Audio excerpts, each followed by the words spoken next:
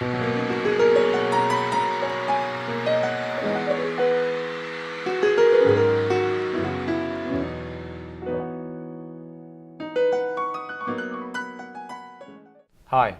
I'm Shone, and I'm the music director for One Direction. For the last 5 years, I've been playing arenas and stadiums around the world. And as this video series is entitled, I'm going to be showing you how to build and make stadium sounds. Currently on the road, I use 3 KRONOSes, a KRONOS X88, a KRONOS 61, and the new KRONOS 2 88 note as well. So I'm going to be showing you how to create a really massive sound from your KRONOS 2, as I do in stadiums. Not in a technically difficult way, a nice and easy, simple way to make your patches sound larger than life and make them stadium worthy. So let's get started. So today, we're going to look at program mode, and we're going to look at how to expand some of the already incredible sounds to an even bigger level. I'm going to focus on 2 of the engines here, the acoustic piano engine and the AO1 modeling synthesizer engine. And first, let's take a look at the pianos. I've loaded up here a German D2 Grand, okay, straight out the patch, preloaded patch. As you can see here, it shows you the piano as it is. Now, it sounds great.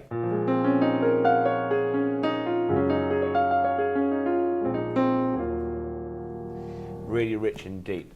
But I'm looking to make those pianos pop. I'm looking them to make them huge for this stadium, so they cut above a lot of this other stuff that's going on. Now here we see the lid position down. So what I'm going to do is, first thing I'm going to do is take the lid position right up. There she goes, look, all the way up. And already, we've got that sense of space.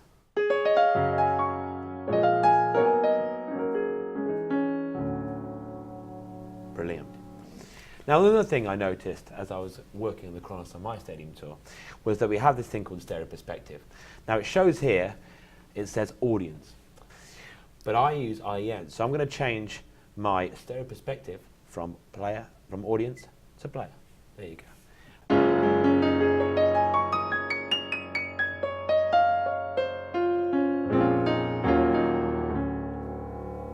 Fantastic, sounds great already. Now, another couple of things here in the right-hand menu are components. Now, when you're recording, these kind of components are really vital because you're really getting inside the sound. You've got things like mechanical noise, that's the noise of the mechanics of the piano, the pedals, and the actual dampener hitting the strings. You've got dampener noise and how long the dampener resonates for. But in a live setting, especially a stadium, we're not going to be looking out for those mechanical noises and mechanical sounds, okay? Especially over the screams of One Direction fans.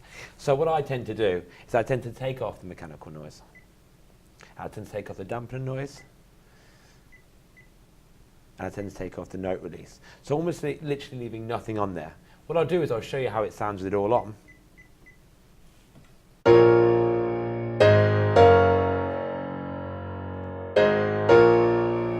And there you can hear a lot of the harmonics and resonance. You can hear the pedal coming on and off, and the dampener, and the mechanics of it hitting the strings. But when you're wearing in-ear monitors, which are extremely detailed, you don't really want to hear that. So I'm going to take that stuff off. And here you can have a cleaner sound.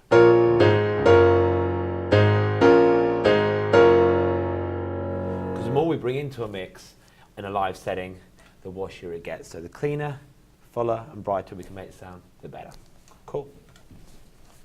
Now I've got pretty much the sound that I want. We'll play it one more time so I can show you.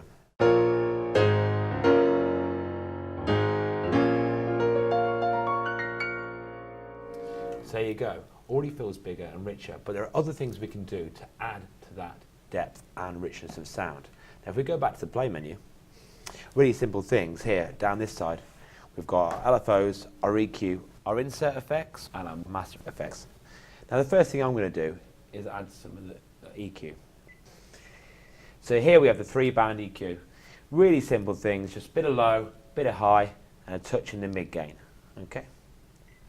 So here you can see what I've done. I've just added 6 dB in the low, and then it's really simple. You can just move this wheel around until you find the desired amount of gain that you want on each frequency. And I've just added a couple of dB of the high gain. And then in the mids, here, I've just scooped up the middle range because that's where I play quite a lot, in the middle frequencies. So here's the sound again with the EQ.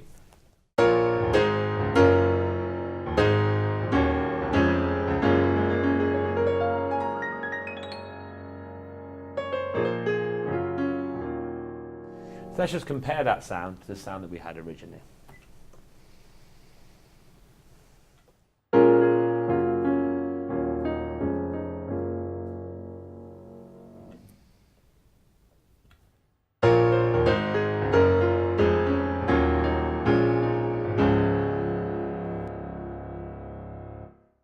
So there you go. I just took one of the piano sounds from the KRONOS and I just made it that little bit wider, a little bit fatter, and a little bit thicker, just by using a few of the internal features, just to give it that cut that we need for a stadium sound. What I'm doing there was brightening it up, expanding it, opening the lid, and doing some basic features that allow it to cut through the mix in a stadium. The PAs and gigs can be really sensitive, especially in the high end. So just make sure that you're not really adding too much high and making it over bright, because it really will be harsh with those PA speakers. Again, it's just a bit of test, a bit of trial and error really to make it sound good. Cool. So that piano was my go-to piano that I used for pretty much the whole of the One Direction tour. We had, I used it on songs like Don't Forget Where You Belong and Little Things.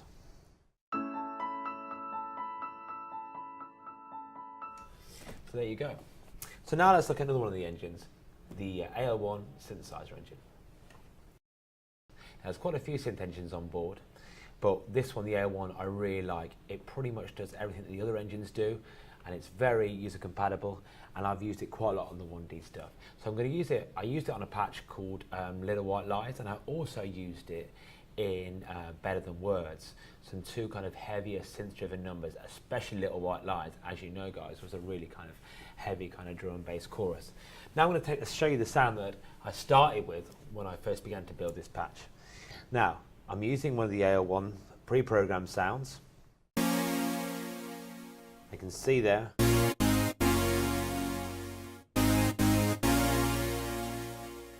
It's a real analog sound with a nice kind of mid-range decay on it. But this series is all about fattening sounds up and making them huge. So let's begin and see what we can do. So here we've got two, this is almost like a layer. So we've got two engines running here, an AL1 and then another AL1 on top. Now you can see here, my AL1 engine 2 is at 127, but my other one is at 0. So you can click here, and this gives you your level. You can turn the AL1 engine 1 up and the AL1 engine down.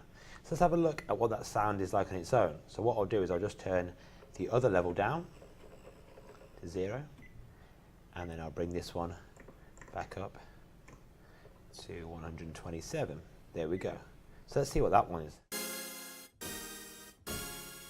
Oh, now it sounds really detuned and really out, but detuning is a really good way of making things sound thicker, because by placing the harmonics either side of your main frequency, you get this thicker, richer sound.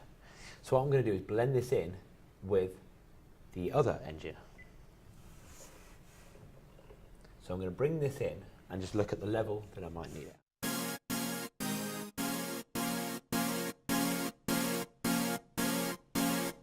Now what you want to do is get it to a desired level where it sounds thick but it doesn't sound too detuned.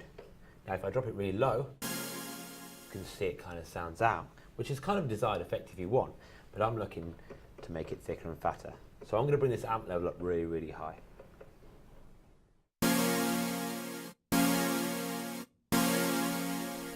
And there you can see it's already getting bigger. It's got a lovely bit of crunch on it as well. Now, there's other things you can do as well. You can basically change this AL1 as well to a different engine if you want. So for example, let's click and have a look at it. In common setting here, we'll look and it brings up the two engines that are running. Now I can move this through the engines to see if I like any set of the other engines better. And minus 20. And here's the poly 6 here. Now that already sounds big and full of me, so what I'm going to do is I'm probably going to stick with my poly 6. Now here, I've got my poly 6 and my AL1 running. Let's have a listen again. Really rich and a really full sound. So I showed you there basically how to use this program to layer up a couple of AL1 or poly 6 sounds together, and what you can create by mixing the various blends in level mode there to create a bigger sound. So at the moment, I've just come back to my board. I've settled with the sound that I think I want. So I think I want 2 AL1s running, and I'm going to show you what they sound like now. Now what I've done there is level them out here, and I've sort of put my second one at 127, and I've leveled my other one at 85 because I don't want the other one to be too loud. And what I've also done here is just pan them slightly apart, just to give them a bit of width. I mean, you can go as far as you want, but I tend just to put a quarter of pan on each one of them, just to produce a little bit of width. There's so much information on here that you can really get involved in, but I just focus on the few basic things. Again, like we showed you with the piano, EQ is really important, as is the EQ section here, which is about low pass filters. So, depending on what you want, and without going too crazy on synthesis, I don't tend to run too many filters on big lead patch sounds, because things like low pass filters are really good for bass, high pass filters are really good for the high end stuff, but again, we're making stadium sounds here, so we want to create as huge and as big sounds as possible. So what I've done here, there are 2 filters running, but they're pretty flat. So it's a low pass, 12 dB low pass, but I've just tweaked the frequency up to drop it to 0, so we're not really worrying too much about the filters. Now here, also 3-band EQ. Again, like we did with the piano, I've just kind of messed around with it until I feel like it's big enough or blasty enough to make a really good sound. I'll take it off for a second. Nice and deep, but with just a bit of EQ. We get some really nice lows, and again, just pushing that high up by about 5, I've done there. Again, just play with it, just see how you feel, just see how you get on.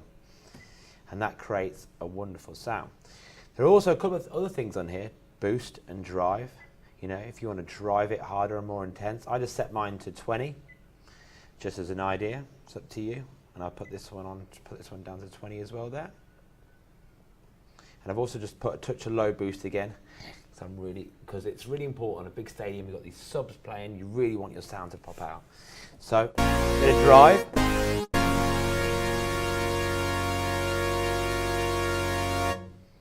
And we're kind of there. I'll be talking about effects that you can add onto this later on, but I'll just show you what it sounds like roughly with some effects on it as well.